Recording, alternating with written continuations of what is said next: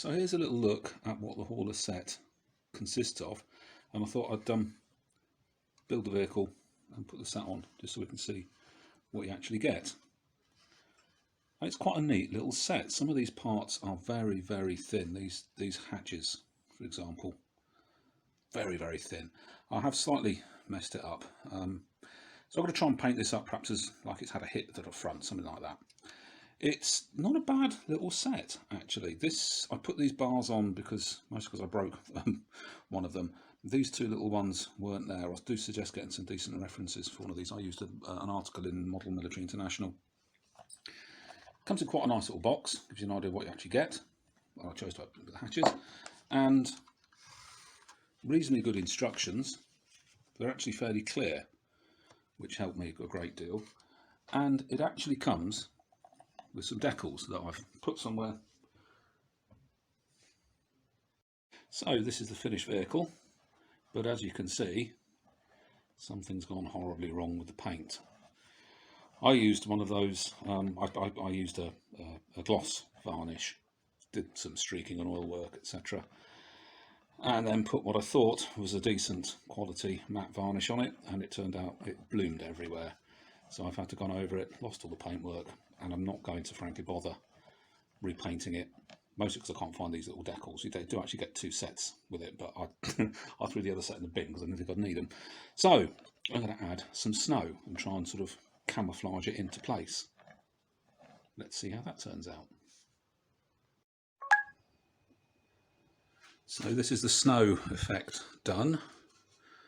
Hopefully that will look okay. It's a bit amateurish, but frankly it's actually the first time I've tried doing this. Fairly simple ingredients.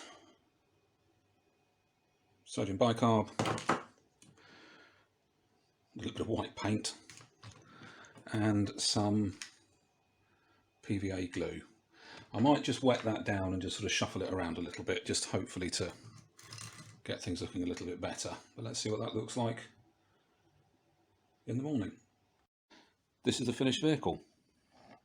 The snow I had to do once more because it was just too one-dimensional, and it's the first time I've ever tried doing this. I think I might actually, if I was going to do it again, probably would use some proper modelling snow rather than the effect I've tried using. So, the history of the vehicle.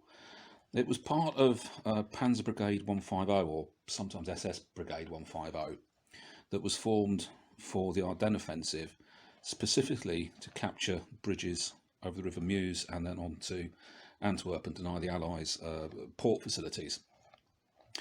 The Panzer Brigade was split, and there was a commando unit of predominantly English-speaking German soldiers, not very many of them, and not very good English speakers from what I can make out, that were formed into three Kampfgruppes, that's X, Y and Z, and Kampfgruppe X got the Panthers, the M10 Panthers.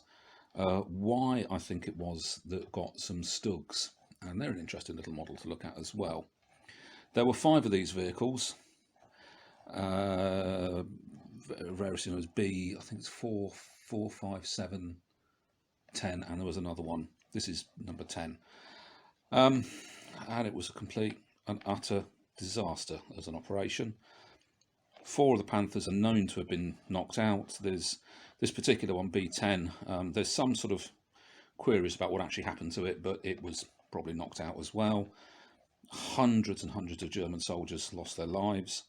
And in the final cruelest irony, the commanding officer of Kampfgruppe X was killed when he was in an American Jeep that drove down a road and hit a German mine. So, not a very successful version of the Panther by any means, but it was an interesting little project and an interesting little addition to my collection of Panthers.